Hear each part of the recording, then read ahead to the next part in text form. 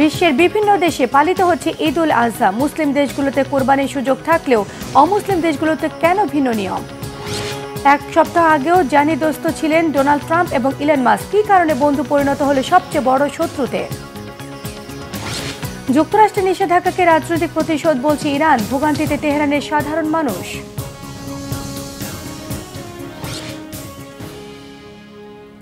আসসালামু আলাইকুম, দেখছিলেন বাংলাভিশন ওয়ার্ল্ড নিউজ হেডলাইন। এবারে বিস্তারিত। বিশ্বজুড়ে পালিত হচ্ছে ঈদ উল আজহা। ত্যাগের মহিমায় বিশ্বের নানান প্রান্তে ধর্মপ্রাণ মুসলিমরা পশু কোরবানির মধ্য দিয়ে মহান আল্লাহর সন্তুষ্টি লাভের চেষ্টা করছেন। মুসলিম দেশগুলোতে সরকারিভাবে উৎসবটি পালিত হলেও অমুসলিম দেশগুলোর চিত্র কিছুটা ভিন্ন। নানা নিয়ম কানুন এবং বিধিনিষেধের মধ্যে পালিত হয় কোরবানির ঈদ। যুক্তরাষ্ট্র, কানাডা, জার্মানি বা ভারতের মতো দেশগুলোতে কিভাবে পালিত হয় ঈদ উল আজহা? ডেস্ক রিপোর্টে জানাচ্ছেন ইমরান মাহমুদ। বিশ্বজুড়ে নানা আয়োজনে পালিত হয় ঈদ উল আজহা। মুসলিম সংখ্যাগরিষ্ঠ দেশগুলোতে নানান আয়োজনে উন্মুক্তভাবে কোরবানি করা হলেও অমুসলিম দেশগুলোতে এই দিনটি উদযাপিত হয় কিছুটা ভিন্নভাবে। নানান নিয়ম কানুনের মধ্যেও যুক্তরাষ্ট্র, কানাডা, জার্মানি বা ভারতের মতো দেশগুলোতে মুসলিমরা কিভাবে পালন করেন এই পবিত্র উৎসবটি? যুক্তরাষ্ট্রে মুসলিম সম্প্রদায় দিনটি শুরু করেন ঈদের নামাজের মাধ্যমে, যা বড় বড় মসজিদ অথবা খেলার মাঠে অনুষ্ঠিত হয়। এরপর কোরবানির জন্য অনেকে মুসলিম মালিকানাধীন খামার বা হালাল স্লটার হাউস বা জবাইখানায় যান। ব্যক্তিগতভাবে বাসায় বা উন্মুক্ত স্থানে পশু জবাই দেশটির বেশিরভাগ অঙ্গরাজ্যে নিষিদ্ধ। কোরবানির পশুর মধ্যে ছাগল, ভেড়া ও গরু প্রচলিত। মুসলিমরা কোরবানির মাংস আত্মীয় স্বজন ও গরিবদের মধ্যে বন্টন করে থাকেন। খাবারের তালিকায় থাকে বিরিয়ানি, কাবাব, হালিম ও মিষ্টান্ন। যুক্তরাজ্যে মুসলিম জনসংখ্যা প্রায় 40 লক্ষ। এখানে ঈদের নামাজ বিভিন্ন ইসলামিক সেন্টার ও কমিউনিটি হলে অনুষ্ঠিত হয়।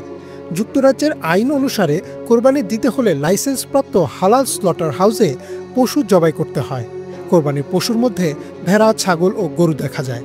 তবে পশু জবাইয়ের ক্ষেত্রে পরিবেশ ও প্রাণী অধিকার সংক্রান্ত কঠোর আইন অনুসরণ করতে হয়।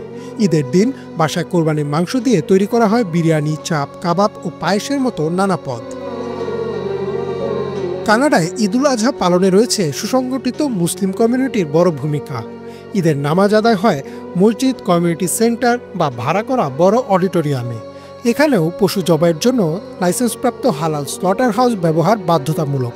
অনেক মুসলিম পরিবার আগে থেকে অনলাইনে পশু বুক করে রাখেন এবং ঈদের দিন কোরবানি করে একেবারে মাংস বাসায় নিয়ে আসেন।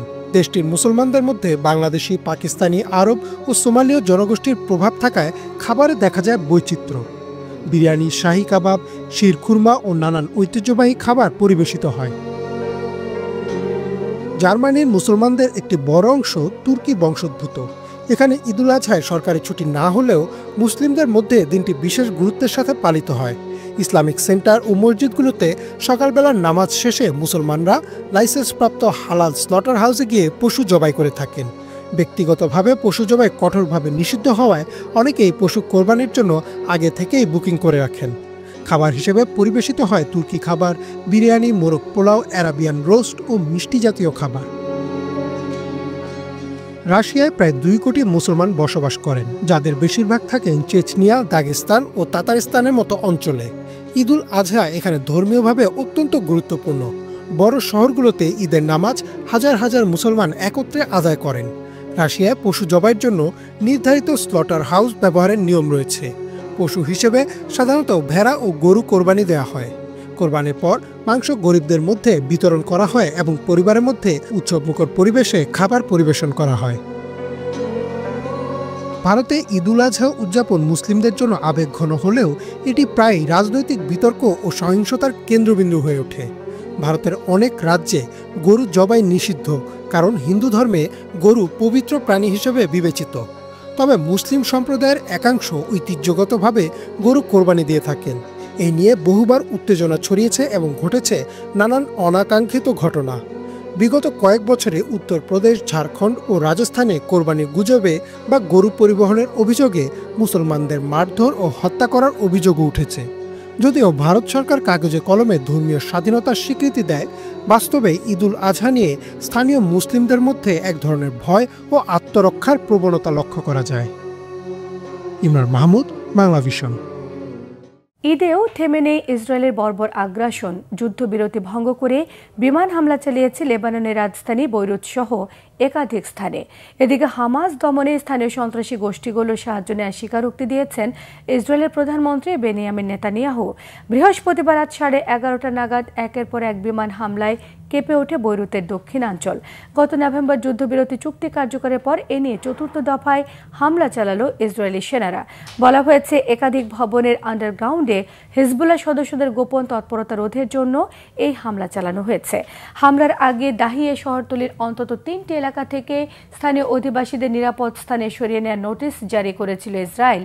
এদিকে ফিলিস্তিনের স্বাধীনতাকামী গোষ্ঠী হামাসকে দমনের জন্য স্থানীয় সন্ত্রাসী গোষ্ঠীগুলোকে কাজে লাগানোর কথা এবার প্রকাশ্যে স্বীকার করেছেন ইসরায়েলের প্রধানমন্ত্রী নেতানিয়াহু।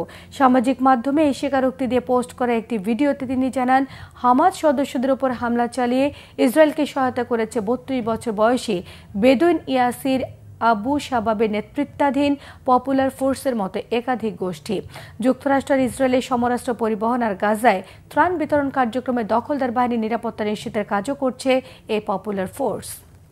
যুক্তরাষ্ট্রের প্রেসিডেন্ট ডোনাল্ড ট্রাম্প এবং বিশ্বের শীর্ষ ধনী ব্যক্তি ইলন মাস্কের দ্বন্দ্ব বর্তমানে চরমে পৌঁছেছে। এদিকে ইলন মাস্কের বিভিন্ন ভর্তুকি এবং সরকারি চুক্তি বাতিল করে সরকারি ব্যয় কমানোর কথা বলেছেন ট্রাম্প। অন্যদিকে ইলন মাস্ক এক পোস্টে বিতর্কিত জেফ্রি অ্যাপস্টেইনের গোপন নথিতে ট্রাম্পের নাম রয়েছে বলে মন্তব্য করেন। ফলে দুই প্রভাবশালী ব্যক্তিত্বের দ্বন্দ্ব বিশ্বব্যাপী আলোচনার কেন্দ্রবিন্দুতে পরিণত হয়েছে। বিস্তারিত থাকছে ডেস্ক রিপোর্টে। বিশ্বের অন্যতম প্রভাবশালী প্রেসিডেন্ট ডোনাল্ড ট্রাম্প ও বিশ্বের শীর্ষ ধনী ব্যক্তি ইলন মাস্কের ভেতরকার মতবিরোধ এখন রূপ নিয়েছে উত্তপ্ত বাকযুদ্ধে। তাদের এই মুখোমুখি অবস্থান বিশ্বজুড়ে এখন আলোচনার কেন্দ্রে। বিবিসির তথ্য মতে এদিকে ট্রাম্প বলেন, সরকারি খরচ কমানোর সবচেয়ে সহজ উপায় হল ইলনের বিভিন্ন ভর্তুকি ও সরকারি চুক্তি বাতিল করা। এতে সরকার বিপুল পরিমাণ অর্থ সাশ্রয় করতে পারবে। ট্রাম্পের এই মন্তব্যের পর মাস্কের ব্যবসায়িক কার্যক্রমে তাৎক্ষণিক প্রভাব পড়ে। 5 জুন টেসলার শেয়ার মূল্য 14% কমে যায়। তবে মাস্কও পাল্টা জবাব দিতে পিছপা হননি। তিনি ট্রাম্পের অভিশংসনের দাবি জানান। নিজের কোম্পানির তহবিল বন্ধ হয়ে গেলে সে বিষয়ে কঠোর অবস্থান নেওয়ার হুমকিও দেন তিনি। পাশাপাশি তিনি স্পষ্ট করে জানান, তার প্রতিষ্ঠান ড্রাগন স্পেস ক্রাফটের কার্যক্রম শিগগিরই বন্ধ করে দেবে, যা এখন পর্যন্ত আন্তর্জাতিক মহাকাশ স্টেশনে মার্কিন নভোচারী ও সরবরাহ পাঠাতে ব্যবহৃত হচ্ছে। 5 জুন তিনি একটি বোমা ফাটানোর হুমকিও দেন। কোনো স্পষ্ট প্রমাণ উপস্থাপন না করেই তিনি ইঙ্গিত দেন যে ডোনাল্ড ট্রাম্প বিতর্কিত ব্যক্তি জেফ্রি অ্যাপস্টেইনের গোপন নথিতে জড়িত। এই দিন ব্যক্তিগত আক্রমণের মাত্রা ছাড়িয়ে দ্বন্দ্ব চরমে পৌঁছায়। নিজের মালিকানাধীন সোশ্যাল মিডিয়া প্ল্যাটফর্ম এক্সে ইলন মাস্ক লেখেন, বড় বোমাটি ফাটানোর সময় হয়েছে। ট্রাম্প অ্যাপস্টেইনের নথিতে রয়েছেন। এটাই সত্যিকারের কারণ যে সেগুলো এখনও প্রকাশিত হয়নি। এর কয়েক মিনিট পর তিনি আবারও বলেন, এই পোস্টটি ভবিষ্যতের জন্য সংরক্ষণ করুন, সত্য একদিন প্রকাশ পাবে। মাস্কের এই মন্তব্য রাজনৈতিক অঙ্গনে নতুন করে আলোচনার জন্ম দিয়েছে, যদিও তিনি কোনো নির্দিষ্ট তথ্য বা নথির কথা উল্লেখ করেননি। গত সপ্তাহ থেকে ধীরে ধীরে এই বিরোধের সূত্রপাত ঘটে। এরপর থেকে দুজনের ভেতর একের পর এক তিক্ত বার্তা চলতে থাকে। ট্রাম্প বলেন, তাদের সম্পর্ক ভালো ছিল। ট্রাম্পের এই কথা দ্বারা বোঝা যায় যে সে সম্পর্ক এখন আর আগের মতো নেই। সব মিলিয়ে আমেরিকার রাজনীতিতে বর্তমানে ইলন মাস্ক ও ডোনাল্ড ট্রাম্পের ভেতরকার টানাপোড়েনই মূল আকর্ষণ হয়ে দাঁড়িয়েছে।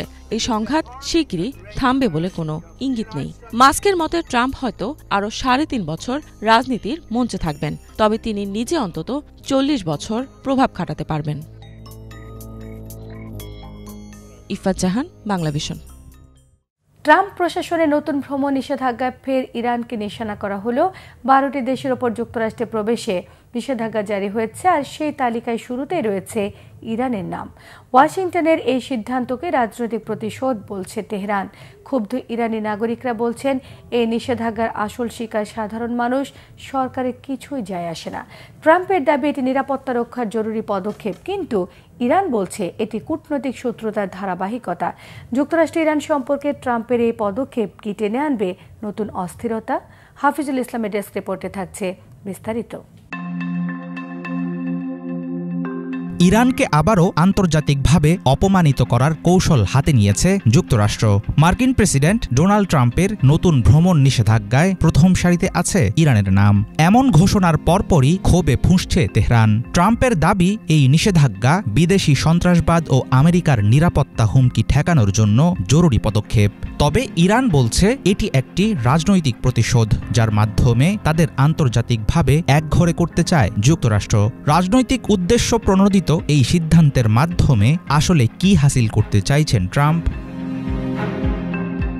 গত 4 জুন ট্রাম্প স্বাক্ষরিত এক নির্বাহী আদেশে 12টি দেশের উপর যুক্তরাষ্ট্রে প্রবেশ নিষিদ্ধ করা হয়েছে। তালিকায় শুরুর দিকে রয়েছে ইরানের নাম। বিশ্লেষকরা বলছেন, মুসলিম প্রধান দেশগুলোর মধ্যে ইরান সবসময়ই ট্রাম্প প্রশাসনের লক্ষ্যবস্তু ছিল। 2017 সালে মুসলিম ব্যান নামে পরিচিত ভ্রমণ নিষেধাজ্ঞায়ও ছিল দেশটি। ট্রাম্পের নতুন অভিবাসন নীতির ব্যাপারে তীব্র প্রতিক্রিয়া জানিয়েছে ইরানের জনগণ। এই ভ্রমণের নিষেধাজ্ঞা একটি ভুল পদক্ষেপ, বিশেষ করে ইরানিদের জন্য। আমি ট্রাম্পকে বলতে চাই, মিস্টার ট্রাম্প, আপনার লক্ষ্য কি আপনার পরিকল্পনা, কেন আপনি এসব করছেন আর কি পেতে চান? ট্রাম্পের উদ্দেশ্য হচ্ছে নিষেধাজ্ঞা ও শক্তি খাটিয়ে আমাদের উপর চাপ সৃষ্টি করা। কিন্তু তিনি বোঝেন না, যতই চাপ দিন, নিষেধাজ্ঞা চাপান, আমরা আরও শক্তিশালী হই। শেষ পর্যন্ত আমরা টিকেই থাকব।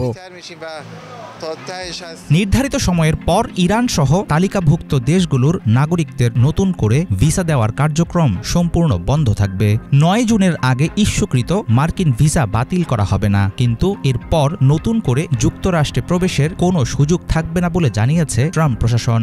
নিষেধাজ্ঞা আরোপের সম্পূর্ণ প্রক্রিয়ায় নিজেদের দেশকে সন্ত্রাসবাদের সঙ্গে যুক্ত করায় বহুগুণে বেড়েছে ইরানিদের ক্ষোভ। তবে অনেকেই মনে করেন ইরান সরকারের উপরও পড়বে পরিস্থিতির দায়।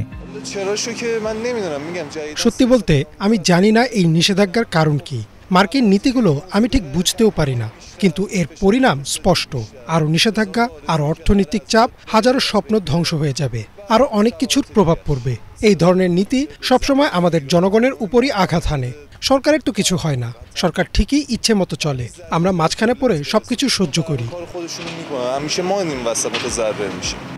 ট্রাম্প প্রশাসনের এই সিদ্ধান্ত কেবল যুক্তরাষ্ট্র ইরান সম্পর্ককে আরও নিচে নামাবে না, বরং এটি উস্কে দেবে মধ্যপ্রাচ্যের চলমান উত্তেজনা। তবে একেবারে নিরাশ হতে চান না অনেক ইরানি। আমি মনে করি এমন সিদ্ধান্তগুলোর বেশিরভাগই দুই দেশের রাজনৈতিক সম্পর্কের সাথে জড়িত। এটি একটি অস্থায়ী পদক্ষেপ, আর ইরানি কূটনীতিকদের যুক্তরাষ্ট্রের প্রবেশের ক্ষেত্রে খুব একটা প্রভাব ফেলবে না। আগেও ট্রাম্প এমন কিছু পদক্ষেপ নিয়েছিলেন, কিন্তু সেসব দীর্ঘস্থায়ী হয়নি। শিক্ষার্থীরা বড় কোনো সমস্যায় পড়বে বলে আমি মনে করি না। দ্বৈত নাগরিকত্ব যাদের আছে তাদের কিছু ঝামেলা হতে পারে, তবে এই সিদ্ধান্ত স্থায়ী হবে সেটা ভাবছি না। দ্বিতীয় মেয়াদে ট্রাম্পের ক্ষমতা শুরু হওয়ার পর অভিবাসন নীতির কঠোরতা এটাই প্রথম নয়। চলতি বছরের শুরুতে শত শত ভেনেজুয়েলান অভিবাসীকে এল সালভাদরে ফেরত পাঠানো হয়েছে। বিদেশি শিক্ষার্থীদের যুক্তরাষ্ট্রে ভর্তি বাতিল, অনেক শিক্ষার্থীকে বের করে দেয়া সহ কঠোর চাপ প্রয়োগ করছে হোয়াইট হাউস। নতুন ভ্রমণ নিষেধাজ্ঞা সেই ধারাবাহিকতারই অংশ হলেও এবার সবচেয়ে বেশি আলোচনায় এসেছে ইরান। এমন পরিস্থিতিতে তেহরান ওয়াশিংটন বৈরী সম্পর্কে যোগ হবে বাড়তি তিক্ততা। হাফিজুল ইসলাম, বাংলা ভিশন। ইসরায়েলের প্রধানমন্ত্রী বেনিয়ামিন নেতানিয়াহুর বিরুদ্ধে গ্রেফতারি পরোয়ানা জারি এবং আফগানিস্তানে মার্কিন সেনাদের বিরুদ্ধে যুদ্ধাপরাধে তদন্তের অনুমোদন দেয় আন্তর্জাতিক অপরাধ আদালতের 4 বিচারকের উপর নিষেধাজ্ঞা জারি করেছে ট্রাম্প প্রশাসন। নিষেধাজ্ঞার আওতায় আনা আইসিসির 4 বিচারকের সবাই নারী। এরা হচ্ছেন উগান্ডার সোলেমি বালুঙ্গি বোসা, পেরুর Luz del Carmen Ibanez Carranza, বেনিনের রেইন অ্যাডিলের সোফি আলপিনি গানসো এবং স্লোভেনিয়ার বেটি বোহলার। নিষেধাজ্ঞার ফলে যুক্তরাষ্ট্রে থাকা তাদের সকল সম্পদ এবং সম্পত্তি জব্দ করা হবে এবং মার্কিন প্রতিষ্ঠানগুলো তাদের সঙ্গে কোনো আর্থিক বা পেশাদার সম্পর্ক রাখতে পারবে না। বৃহস্পতিবার মার্কিন পররাষ্ট্রমন্ত্রী মার্কো রুবিও এক লিখিত বিবৃতিতে এই নিষেধাজ্ঞার কথা জানান। তিনি বলেন, রাজনৈতিক উদ্দেশ্য প্রণোদিতভাবে এই সিদ্ধান্ত নিয়েছে আইসিসি। যুক্তরাষ্ট্র এবং ইসরায়েলের বিরুদ্ধে তদন্ত পরিচালনা করে দেশ দুটির সার্বভৌমত্ব এবং জাতীয় নিরাপত্তার প্রতি আইসিসি হুমকি সৃষ্টি করছে বলেও দাবি করেন তিনি। রয়্যাল চ্যালেঞ্জার্স বেঙ্গালুরুর প্রথম আইপিএল শিরোপার জয়োৎসবে পদদলিত হয়ে মৃত্যুর ঘটনায় কর্ণাটকে রাজনৈতিক বিতর্ক চরমে উঠেছে। বেঙ্গালুরু পুলিশের পক্ষ থেকে আরসিবির মালিকানা সংস্থা ডিএনএ নামের ইভেন্ট ম্যানেজমেন্ট কোম্পানি এবং কর্ণাটক রাজ্য ক্রিকেট সংস্থার বিরুদ্ধে এফআইআর দায়ের করা হয়েছে। বিজেপি এই ঘটনায় রাজ্য কংগ্রেস সরকারকে সরাসরি দায়ী করেছে। এর আগে নিহত পরিবারের প্রতি সমবেদনা জানিয়ে বেঙ্গালুরু ফ্র্যাঞ্চাইজি কর্তৃপক্ষ নিহত প্রতিটি পরিবারকে 10 লাখ রুপি আর্থিক সাহায্যের ঘোষণা দেয়। এই ঘটনায় এখন পর্যন্ত 11 জনের মৃত্যুর খবর পাওয়া গেছে। বিস্তারিত মীর ফজলে রাব্বির ডেস্ক রিপোর্টে। 18 বছরের খরা কাটিয়ে ইন্ডিয়ান প্রিমিয়ার লিগে প্রথমবারের মতো শিরোপার স্বাদ পেয়েছে রয়্যাল চ্যালেঞ্জার্স বেঙ্গালুরু। প্রথম শিরোপা জয়ের উৎসবে মেতেছিল পুরো বেঙ্গালুরু, কিন্তু সেই উন্মাদনা রূপ নিয়েছে প্রাণঘাতী দুর্ঘটনায়। বিরাট কোহলিদের বরণ করে নিতে বেঙ্গালুরুর চেন্নাস্বামী স্টেডিয়ামে এসেছিলেন লাখো ভক্ত। স্টেডিয়ামের ধারণ ক্ষমতা প্রায় 35,000 হলেও 2 থেকে 3 লাখ মানুষ সেখানে জড়ো হন। অনেকে বিনামূল্যে বিতরণকৃত পাস ছাড়াই প্রবেশের চেষ্টা করেন, ফলে বিশৃঙ্খলা সৃষ্টি হয়। এত বিপুল সংখ্যক মানুষের ভিড়ে নিয়ন্ত্রণ হারিয়ে ফেলেন আইন শৃঙ্খলা রক্ষাকারী বাহিনীর সদস্যরা। পুলিশের লাঠিচার্জ পরিস্থিতি আরও খারাপ করে তোলে। এক পর্যায়ে অতিরিক্ত ভিড়ের কারণে পদদলনের ঘটনা ঘটে। এ ঘটনায় 11 জন প্রাণ হারান এবং 50 জনেরও বেশি আহত হন। ঘটনার পর আহত ও অচেতন অনেককে পুলিশের সহায়তায় কাছাকাছি বাউরিং হাসপাতালে নিয়ে যাওয়া হয়। অতিরিক্ত ভিড়ের কারণে অ্যাম্বুলেন্সের চলাচলও বাধাগ্রস্ত হয়। অনেক লোক এখানে এসেছিলেন বিরাট কোহলি ও বেঙ্গালুরুর খেলোয়াড়দের একনজর দেখতে। বাইরে অনেক লোক দাঁড়ানো ছিল এবং গেটটি বন্ধ ছিল। অনেকেই গেট ঠেলে ভেতরে ঢুকতে চায়, আর এ কারণেই মূল সমস্যার সৃষ্টি হয়। আমি ওদিকে 3 জন মেয়েকে পড়ে থাকতে দেখলাম, কিন্তু কেউই তাদের উদ্ধার করতে এলো না। বেঙ্গালুরু পুলিশের পক্ষ থেকে আরসিবির মালিকানা সংস্থা ডিএনএ নামের ইভেন্ট ম্যানেজমেন্ট কোম্পানি এবং কর্ণাটক রাজ্য ক্রিকেট সংস্থার বিরুদ্ধে এফআইআর দায়ের করা হয়েছে। এর আগে নিহত পরিবারের প্রতি সমবেদনা জানিয়ে বেঙ্গালুরু ফ্র্যাঞ্চাইজি কর্তৃপক্ষ নিহত প্রতিটি পরিবারকে 10 লাখ রুপি আর্থিক সাহায্যের ঘোষণা দেয়। সেই সঙ্গে আহত পরিবারদের পাশে থাকার প্রতিশ্রুতিও দেয়, কিন্তু তাতেও রক্ষা পায়নি আরসিবি কর্তৃপক্ষ। বৃহস্পতিবার সকালে হাইকোর্ট স্বপ্রণোদিত হয়ে জনস্বার্থে পুলিশকে ব্যবস্থা নিতে বলেন। তারপর এফআইআরটি করা হয়। 2007 সালে ভারত পাকিস্তান ম্যাচের টিকিট বিক্রির সময় এই একই স্টেডিয়ামে ব্যাপক বিশৃঙ্খলা হয়। সে ঘটনায় কোনো মৃত্যু না ঘটলেও অনেক মানুষ আহত হন। ফলে আরসিবির এবারের ইভেন্ট আয়োজনে অনুমতি দেয়নি পুলিশ। তা সত্ত্বেও আয়োজকরা উদযাপন অনুষ্ঠানটি চালিয়ে যান। এ ঘটনায় বেঙ্গালুরু তো বটেই, চরম সমালোচনার মুখে পড়েন ক্রিকেটার বিরাট কোহলিও। ভারতের সাবেক ক্রিকেটার মদনলাল কোহলির সমালোচনা করে বলেন, স্টেডিয়ামের বাইরে সমর্থকেরা বিশৃঙ্খলার মধ্যে পড়েছিল। সে সময় স্টেডিয়ামের ভেতরে কোহলিদের বিজয় উৎসবের অনুষ্ঠান চলছিল। তারা কি পারতেন না অনুষ্ঠানটি বন্ধ রাখতে? যদিও এ বিষয়ে কোনো ব্যাখ্যা দেননি কোহলি। সামাজিক মাধ্যমে একটি পোস্টে কোহলি বলেন, ভাষা হারিয়ে ফেলেছি, বলার মতো অবস্থায় নেই, খুব ভয় পেয়েছি। ভারতে ধর্মীয় অনুষ্ঠান ও বড় জমায়েতে পদদলিত হয়ে মৃত্যু এখন নিয়মিত ঘটনা হয়ে দাঁড়িয়েছে। গত 1 বছরে দেশটিতে অতিরিক্ত ভিড়ে চাপা পড়ে কমপক্ষে 186 জন প্রাণ হারিয়েছেন। আর এসব ঘটনার জন্য পুলিশ ও আয়োজকদের অব্যবস্থাপনা, পর্যাপ্ত জায়গার অভাব ও সংকীর্ণ এক্সিট রুটকেই দায়ী করছেন অনেকে। মীর ফজলে রাব্বি, বাংলা ভিশন। ইউক্রেনের রাজধানী কিয়েভে রাতভর ড্রোন এবং ক্ষেপণাস্ত্র হামলা চালিয়েছে রাশিয়া। এসব হামলায় নিহত হয়েছে অন্তত 4 জন, আহত হয়েছে অন্তত 20 জন।